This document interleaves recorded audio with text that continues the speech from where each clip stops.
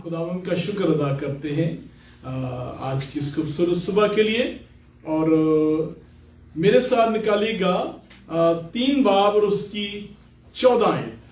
3 बाब और उसकी 14 आयत आप पढ़िएगा, फिर हम इस खुदावंद के पाक कलाम से कुछ बातें सीखेंगे। जो sir welcome sir, good to see you. जी पढ़िएगा। आज हम थोड़ा सा तलावत को स्किप करेंगे और directly will go into the word of God. जो बहन भाई ऑनलाइन हमें वॉच कर रहे हैं, हम आपको दिल की गहराइयों से वेलकम करते हैं और आप जरूर इस मैसेज को शेयर कीजिएगा।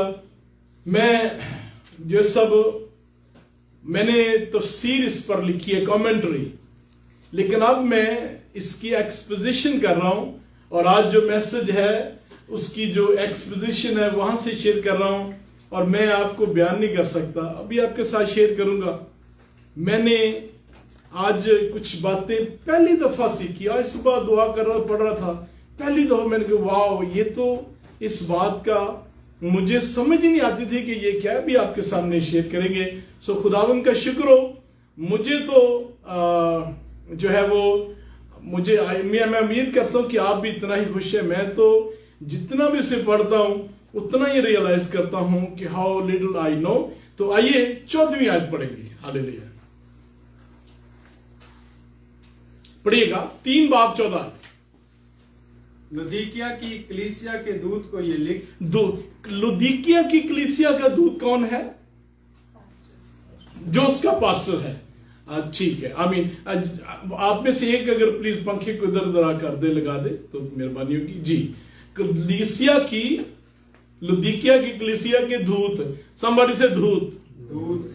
तो जो उर्दू बहन भाई समझते हैं उनको मैं बताऊं, सिर्फ फरिश्ता कहते हैं, हिंदी में दूत और उर्दू में फरिश्ता। जी, जो आमीन और विश्वास योग्य और सच्चा गवाह है। ये कौन है जो आमीन? पढ़िएगा, जो आमीन और विश्वास योग्य और सच्चा गवाह है। सच्चा गवाह है। ये कौन है? प्रभु यीशु मसीह। जब भी खत लिखा जाता था तो उसके ऊपर दाईं तरफ लिखा जाता था खत है किसकी तरफ से है। शुक्रिया जैसा। तो ये खत खुदावंद यीशु मसीह की तरफ से है, लेकिन लिखा यूहन्ना रसूल ने है जेल में, और खुदावंद की तरफ से उनका ये टाइटल है जो बयान की जा रहा है। अगर किसी के पास उर्दू की भी है तो प्लीज अगली आयत उर्दू में पढ़िएगा। और परमेश्वर की सृष्टि का मूल कारण है। अच्छा, ये कहता है। Thank you. किसी के पास उर्दू वाली बाइबल है? उर्दू की बाइबल पढ़िएगा सर। Thank you. लुदीकिया के कलीसिया के फरिश्ते को यह लिख कि जो आमीन और सच्चा और बरहा गवाह और खुदा की खिलकत का मुद्दा है, वो ये फरमाता है कि आप जरा इमेजिन करिएगा, ये बड़ी जरूरी बात है कि ये खत कहां लिखा गया था। जरा आप थोड़ी सी मेरी हेल्प करिएगा, कहां लिखा गया था? जल्दी बोलिएगा यार, ये तो आपको पता है। पटमस ऑफ आइलैंड में कौन लिख रहा है? और फिर ये लिखने के बाद क्या किया गया था? डिलीवर किया गया था। Not UPS, not FedEx, not PDF file, बल्कि लिटरली डिलीवर किया गया था। लुदीकिया की कलीसिया में ये खत पढ़ा गया था। जैसे इस सुबह मैं आपके सामने हूं, आप जरा इमेजिन करिएगा कि यूहन्ना रसूल जेल में है और ये खत लिटरली कलीसिया के सामने पढ़ा जा रहा है। आप जरा इमेजिन करिएगा सर। अच्छा आगे बढ़िएगा, जरा बड़ी काबिल गौर बात पढ़िएगा। और मैं तेरे कामों को जानता हूं कि तू ना तो सर्द है ना गर्म। Thank you. खुदावंद यीशु मसीह कह रहा है मैं तेरे कामों को जानता हूं। जरा इमेजिन करें कि यीशु मसीह का लेटर पढ़ा जा रहा है। कोई पीछे जो 6 कलीसिया है उनमें से कुछ कलीसिया की तारीफ की गई है, ये इस कलीसिया की कोई तारीफ नहीं की गई। डायरेक्ट खुदावंद यीशु मसीह से कह रहा है your life is a open book front of me. I know, मैं जानता हूं आपके बारे में। How many of you can say कि खुदावंद यीशु मसीह के सामने हमारी जिंदगी एक खुली किताब है। Our life is open book before the Lord। आगे बढ़िएगा। काश के तू सर्द या गर्म होता। बात जो यार अच्छी तरह ये खत किसको एड्रेस किया जा रहा है? लुदीकिया, ठीक है। किसी को direct face to face, eyeball to eyeball share किया जा रहा है। वो कौन है? पास्टर को। कुलसियों 4 बाब 17 में पलूस रसूल इस खत के 30 साल बाद, उस पास्टर का नाम है, अगर बल्कि पढ़ ही लीजिए, कुलसियों 4 बाब और उसकी 17 आयत पढ़िएगा। कुलसियों 4 बाब, जल्दी से, कुलसियों 4 बाब और उसकी 17 आयत।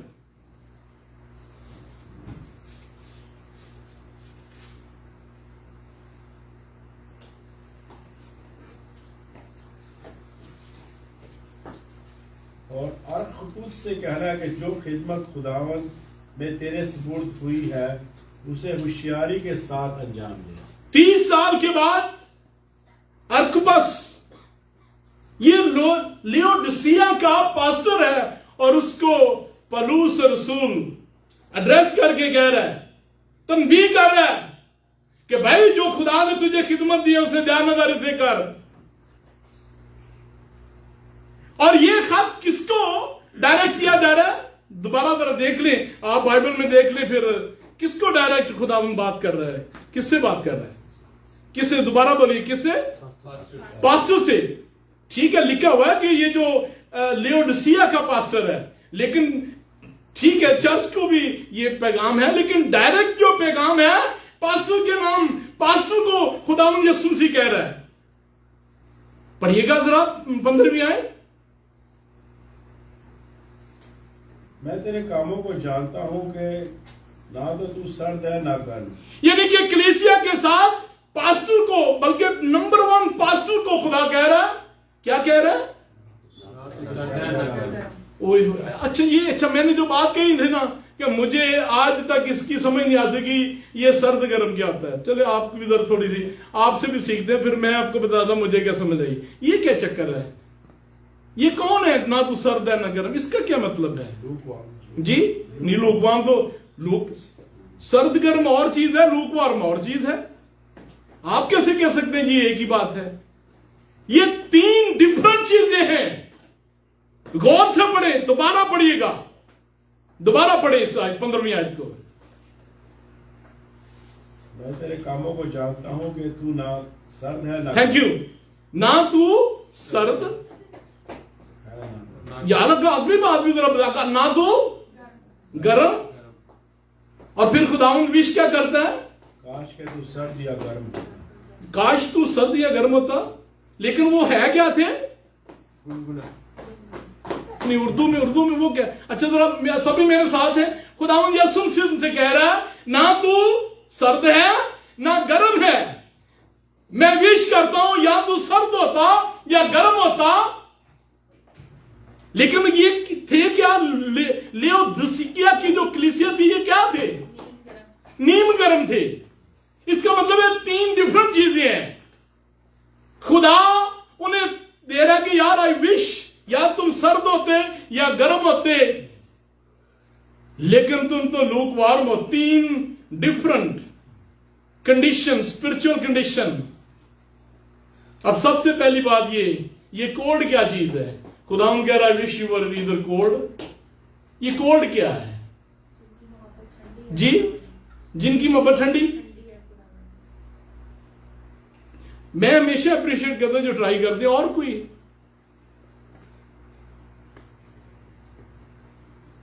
सेवा में ठंडे पड़ गए। तो आप मुझे कह रहे हैं कि ये क्रिश्चियन लोग हैं?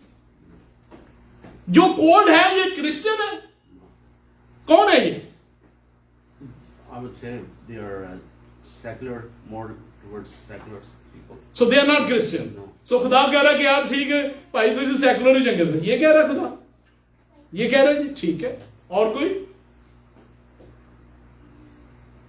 सो खुदा कह रहा है कि यार ठीक है, तुसी बेदीन ही चंगे साजे। गर्म थे तो बाद में सर्द हो गए, तो वो कह रहे कि आप तुम नीम गर्म हो इस वक्त। अच्छा नहीं, वो तो मैं नीम गर्म से इनकार नहीं कर रहा। नीम गर्म तो ये तो डन है, ये नीम गर्म है। ये ना सर्द है ना गर्म है, नीम गर्म, इसमें तो कोई क्वेश्चन है ही नहीं। मैं कह रहा हूं कि ये सर्द कौन है?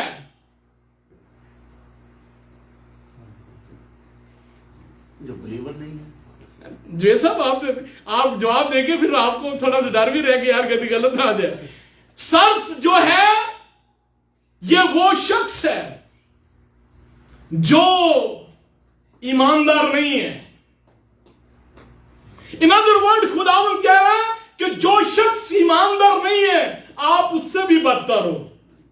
लेकिन खुदा फिर कह रहा है कि जो कोल्ड है उसके लिए ज्यादा उम्मीद है देन उस शख्स से जो ल्यूकवार्म हो चुका है, जो मजहबी हो चुका है और अपने आप को ठीक समझता है। और अगर पानी का बपतिस्मा कह दो तो वो कहना ले पासा जी ਤੁਹਾਨੂੰ ਕੀ ਪਤਾ ਸਾਡੇ ਪਿਓ ਦਾਦਾ ਨੇ ਨਹੀਂ ਸੀ ਲਿਆ, ਅਸੀਂ ਜ਼ਰੂਰ ਲੈਣਾ, ਅਸੀਂ ਤੇ कैथोलिक आए, कैथोलिक ही मरना। ये है ल्यूकवार्म। और कोल्ड कौन है? पलूस रसूल ने जब खुदावन यीशु मसीह को कबूल नहीं किया था तो वो कोल्ड था, यीशु मसीह के पैगाम के खिलाफ था। लेकिन यहां इस कॉन्टेक्स्ट में खुदा कह रहा है उसके पास ज्यादा उम्मीद है। He has a more hope. जो शख्स कोल्ड है, सादा लफ्जों में मैं ये कह दूं, किसी हिंदू को, किसी गैर क्रिश्चियन को, मुस्लिम को गॉस्पेल के लिए रीच आउट करना ज्यादा आसान है बनिस्बत उसके जो नस्ल दर नस्ल क्रिश्चियन है और वडे दिन थे या कभी दिल किता आ गया ते बाय नेम क्रिश्चियन है। वो है ल्यूकवार्म शख्स जिसको ये रियलाइज भी नहीं है, एहसास भी नहीं है कि मैं गुनहगार हूं, लेकिन वो टाइटल लेकर आया है कि मैं मसीह घराने से पैदा आया हूं। वो शख्स है ल्यूकवार्म। मैं फिर रिपीट कर दूं, खुदावंद यीशु मसीह फरमा रहे हैं उस शख्स के पास, और through out history, mark my word, through out history आप चेक कर लें, इट इज मोर इजी किसी गैर कौम को गॉस्पेल सुना देना देन जिन्होंने जो मसीह घरानों में पैदा हुए हैं, चर्च भी नहीं जाना, यीशु मसीह के नाम की बदनामी भी है, वो है ल्यूकवार्म। मुझे चंद दिन पहले किसी बहन ने सवाल किया, उसने कहा pastor ji so and so pastor गैर जुबानें भी बोलता है और जब मौका मिले शराब भी पीता है और बाकी भी सारी बुराइयां मेरे मोहल्ले में मुझे पता है, पुलपुट पर जड़ दे तो गैर जुबानें बोलता है। यह है वो शख्स जो ल्यूकवार्म है। तीन तरह के शख्स, तीन स्पिरिचुअल कंडीशन की बात हो रही है, कोल्ड। और मुझे जिंदगी में पहली दफा यह खुदा ने मुकाशवा दिया, मैं उसका शुक्र अदा करता हूं। कोल्ड वो शख्स है जो खुदा उनको नहीं जानता, गुनाह में है, लेकिन कहीं ना कहीं उसकी उम्मीद है कि वो पलूस रसूल की एग्जांपल है। He was cold. Musa was cold जब वो फिरौन के घर में था, लेकिन जब उसने वो छोड़ा, जो इजिप्ट है ये रिप्रेजेंट करता है दुनिया को। आपने बड़ी खूबसूरत बात की थी, ये कोल्ड शख्स दुनिया को रिप्रेजेंट करता है। ये कोल्ड शख्स को जरूरत नहीं है गॉस्पेल की, वो कहता है मेरे पास सब कुछ है, बगैर खुदा के मैं सरवाइव कर सकता हूं। ये है कोल्ड शख्स, ये उसकी स्पिरिचुअल कंडीशन है। वार्म शख्स वो है जिसने मसीह में जन्म लिया हुआ है, जिसने दूसरा जन्म लिया है, जिसने तौबा की है, जो निजात को जानता है, वो है वार्म। और वो है जो खुदावंद के लिए गैरत और ज़ील और पैशन रखता है, वो है वार्म। और तीसरा शख्स ये कलीसिया उन्होंने बताया है जो ल्यूकवार्म है, जो टाइटल तो पहना हुआ है लेकिन निजात का कोई एक्सपीरियंस नहीं है। वो यीशु मसीह के नाम की गवाही के बजाय वो उसके नाम की जो है वो तजलील करते हैं। आइए हम आगे सीखते हैं। 15वीं आयत दोबारा पढ़ेगा। और मैं तेरे कामों को जानता हूं कि तू ना तो सर्द है ना गर्म, काश के तू सर्द या गर्म होता। फिर यहां पर ये मैं बता दूं, पहली बात है जो शख्स ल्यूकवार्म हो गया वो गॉस्पल के लिए ओपन नहीं है। उसके लिए नॉर्थ अमेरिका में हम मसीहत को कन्वीनियंट के तौर पर इस्तेमाल करते हैं। कितने लोग हैं मैं जानता हूं, जब कनाडा में आए थे तो जनाब कुछ भी नहीं था, आज सब कुछ है। तो इस वक्त बैठे क्रिकेट मैच देख रहे होंगे, मैं नाम तो नहीं ले सकता। वो है ल्यूकवार्म। कभी कभार किसी की हेल्प कर दी और समझा कि मैं ठीक हूं जनाब, वो है ल्यूकवार्म। और खुदावन को वो बिल्कुल पसंद नहीं है। खुदावन कहता है विश कोई गल नहीं, पलूस रसूल की एग्जांपल दूंगा कि उसके लिए ज्यादा उम्मीद है, कहीं ना कहीं मैं अपना जलाल उस पर जाहिर करूंगा, एक्सेप्ट कर लेगा। लूकवार्म अपने मजहब में खुश है, जब मौका मिल गया चले गए। नॉर्थ अमेरिका में तो लोग खुदा पर एहसान करते हैं ना, जब चर्च आते हैं हम खुदा पर एहसान करते हैं। वो है ल्यूकवार्म शख्स। मसीह से पहले जो शख्स है वो कोल्ड है, लेकिन उसकी ज्यादा उम्मीद है, कहीं ना कहीं गॉस्पल शेयर की तो बच जाएगा। एक बार में जिसने खुदावन में जन्म ले लिया, निजात। और तीसरा शख्स है जो बाय नेम क्रिश्चियन है और जो है जदों मौका मिल गया और दुनियादारी भी। उस शख्स के लिए खुदावन जो है, आज जब चर्च शुरू हुआ था, पहला चर्च जो 7 कलीसिया जो कि चर्च हिस्ट्री को रिप्रेजेंट करते हैं, तो उनकी स्पिरिचुअल कंडीशन क्या थी? यीशु मसीह उनकी पहली मोहब्बत थी। खुदावन कहता है जिस तरह आपने शुरू किया, अब क्या हो गया? ल्यूकवार्म हो गया। मुझे किसी ने पूछा कि प्रोफेटिकली स्पीकिंग आज हमारा चर्च कहां पर है?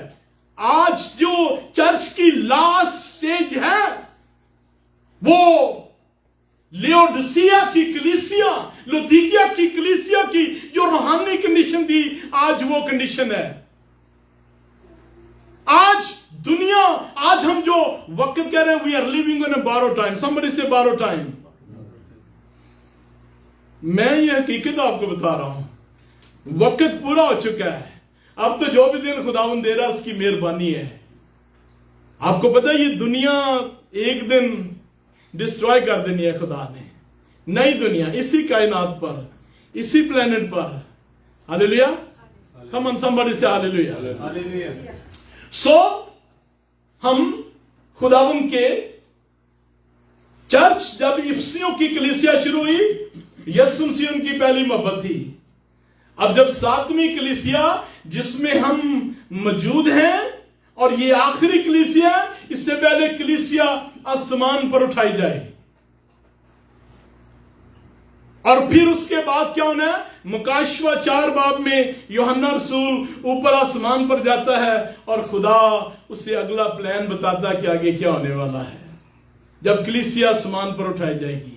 और जो लोग इस बात को नहीं मानते कि कलीसिया उठाई देनी है, और बड़े हैं लाखों, आमलिनियम वाले नहीं मानते, और जो पोस्ट वाले मानते हैं वो भी उनका नजरिया दुरुस्त नहीं है। और ये गौर से सुनने वाली बात है, जो लोग रैप्चर की तालीम को नहीं मानते, फिर कलाम को कोई भी वर्स बाइबल में निकाल ले, बहुत सारी हैं, उनसे कन्नी कतराएंगे, उसको बयान नहीं कर पाते। अगर आप सिर्फ यही कि जी यीशु मसीह आमदे सानी में आना है, तो फिर बहुत सारी बातें आप बयान भी नहीं कर पाएंगे।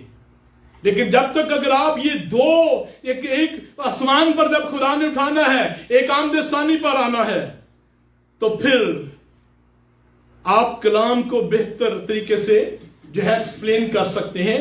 जी हम आगे जल्दी से अपने मैसेज को फिनिश करेंगे। 15वीं आयत के बाद जो अगली आयत है 16वीं आयत पढ़िएगा। और चूंकि तू ना तो गर्म है ना सर्द, बल्कि नीम गर्म है, इसलिए मैं तुझे अपने मुंह से निकाल फेंकने को हूं। नीम गर्म शख्स वो है जिसको अपनी his unconscious about his need of the Lord, जिसके ज़मीर में ये, जिसके अंदर ये एहसास नहीं है कि मैं खुदा के बगैर तो कुछ भी नहीं कर सकता। I can do nothing without the Lord.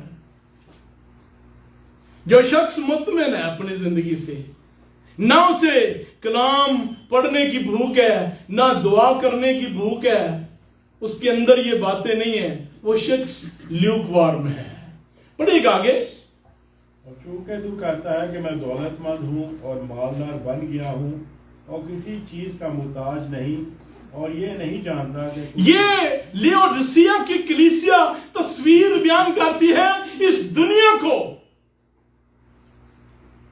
अगर हम पुराने आत्मा में चले जाएं तो ये रिप्रेजेंट करती है इजिप्ट को, जो लाइफस्टाइल मूसा बादशाह के घर में, लेकिन जब उसने खुदा के लोगों के साथ रहना मुनासिब समझा तो वो है वार्म, पहली लाइफ गोल्ड। लेकिन जो शख्स अपनी जिंदगी पर मुतमईन है कि जी सारा कुछ ठीक चल रहा है और मुझे खुदा की जरूरत नहीं है, वो ल्यूक वार्म है। पढ़िएगा आगे। और ये नहीं जानता कि तू अब जरा ये आज जरा दोबारा पढ़िए, जरा गौर से सुनने वाली बात है। और ये नहीं जानता कि तू कमबख्त और ख्वार और गरीब और अंधा और नंगा है। बाय द वे, ये शहर इतना अमीर था 60 एडी में, यहां पर जो आया था अर्थक्वेक, तो इन्होंने अपने आप पर दोबारा बिल्ड कर लिया। ये बहुत अमीर अपने वक्त का, अब तो वहां कुछ भी नहीं है, अपने वक्त का तो ये दुनिया का सबसे अमीर तरीन शहर, वॉल्फ का बिजनेस, और जो दुनिया में सबसे बेहतरीन दारू जो आंखों में डालने वाला है, यहां सबसे पहले शुरू हुआ था। लेकिन जरा गौर करिएगा, जो मटेरियल चीजें उनके पास हैं, खुदावन उनकी जो रूहानी कंडीशन है वो बता रहा है कि उसके ऑपोजिट है।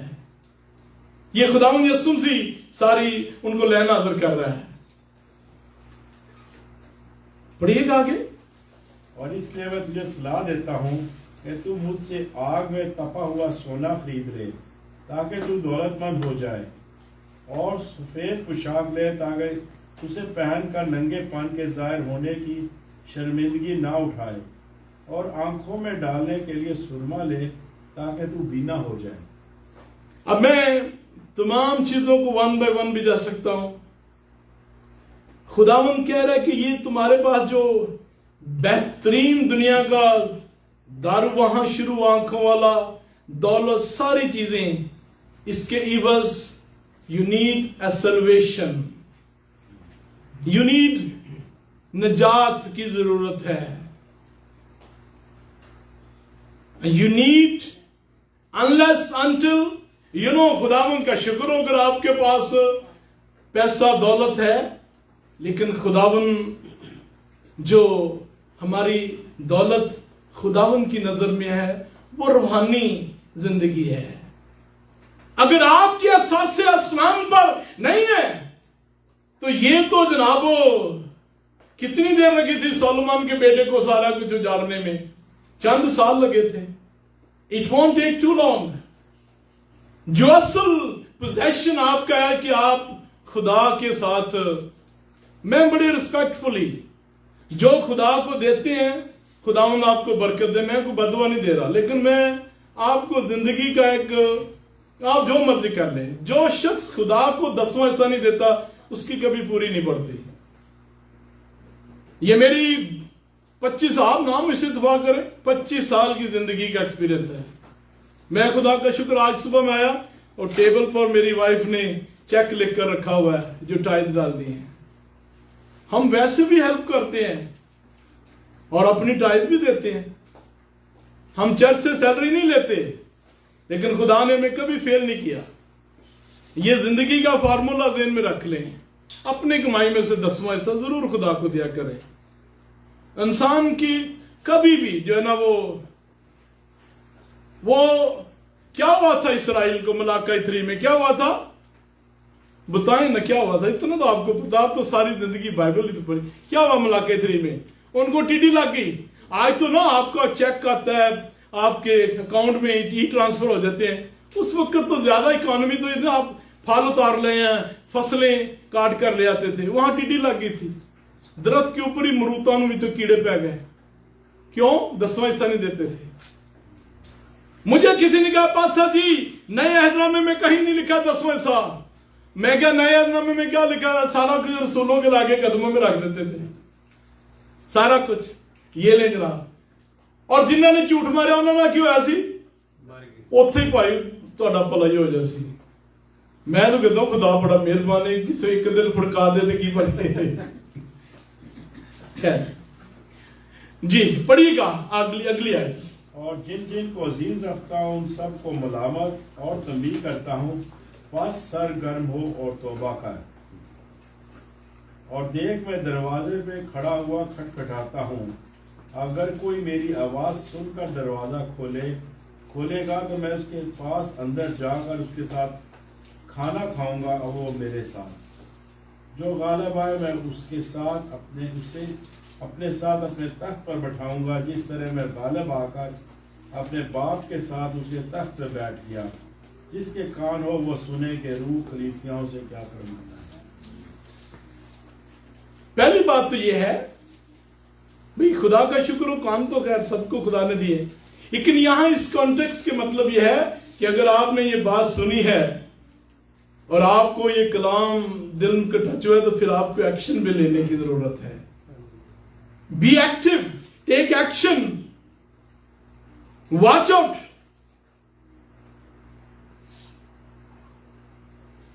और जो बात है खुदावन दरवाजे पर खड़ा है, नो डाउट अबाउट इट।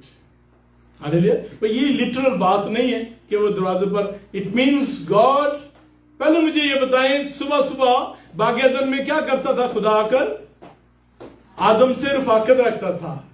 आज खुदावंद यीशु मसीह आपसे रफाकत रखना चाहता है, आपके साथ इंटीमेसी रखना चाहता है, लेकिन खुदा उस जिंदगी में इंटीमेसी नहीं रखता जिसमें तौबा ना हो।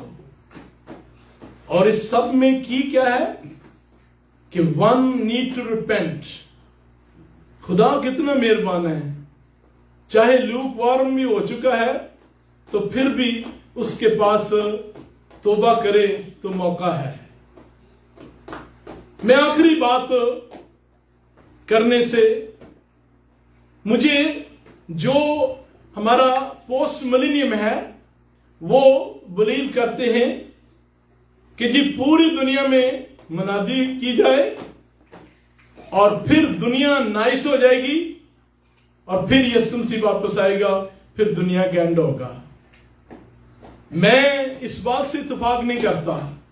मैं समझता हूं कि अंधेरा बढ़ रहा है और बढ़ेगा और फिर कलीसिया उठाई जाएगी और फिर जो सुबह का सितारा मुकाशवा में लिखा यीशु मसीह, फिर वो वापस आएगा और मुखालफे मसीह को शिकस्त देगा और इस दुनिया पर की अदालत करेगा और फिर 1000 साला बादशाह होगी। और आखिरी बात पतरस रसूल के खात में लिखा है कि तमाम चीजों का खात्मा जल्द होने वाला है। ये खात्मा कब होना है? ये बड़ी गौर से, खात्मा कब होना है? 1000 साला बादशाह के बाद क्या होना है? 1000 साला बादशाह के बाद शैतान को रिलीज किया जाना है, उसने दुनिया को गुमराह करना है, फिर आसमान से आग बरसनी है और उसको डिस्ट्रॉय कर दिया जाएगा, फिर सफेद तख्त लगना है, फिर तमाम दुनिया के मुर्दे आदम से लेकर जो मर्जी उनका धर्म है, चाहे किसी की आरती गंगा जमुना में बहाई गई है, दरिया में लाश फेंकी गई है, तमाम जी उठेंगे और खुदावंद यीशु मसीह के सामने सफेद तख्त के सामने खड़े होंगे और फिर किताबें खुलेंगी और जिनका नाम किताबे हयात में नहीं है उनको हमेशा हमेशा के लिए आग की झील में डाल दिया जाएगा। और फिर क्या होगा? लिखा है कि तमाम चीजें उसके सामने से जाती रही, यानी कि ये दुनिया जो है जला दी जाएगी। मुझे किसी ने कहा तो पास जी ईमानदार वहां उस वक्त कहां जाएंगे? देखें, खुदा को फायर ब्रिगेड बुलाना पड़ना है। खुदा सेम टाइम पर इस दुनिया को भी जला सकता है और ईमानदारों को कुछ भी नहीं होगा। जिस खुदा ने बोला और कायनात बन गई, उसके लिए कोई मुश्किल है? और ये बातें लिखी हुई हैं, मेरी तरफ से नहीं, उन्होंने पास्टर जी की सुनांड है, पतरस रसूल के खत में लिखा है। क्वेश्चन ये, खुदा ने दुनिया को जलाना क्यों है? उसका जवाब ये है, जब आदम ने गुनाह किया तो सब चीजों में गुनाह आ गया। फिर नई दुनिया, नया जमीन, नया आसमान, और वो कहां पर बनना है सारा कुछ? सभी बताएंगे कहां पर?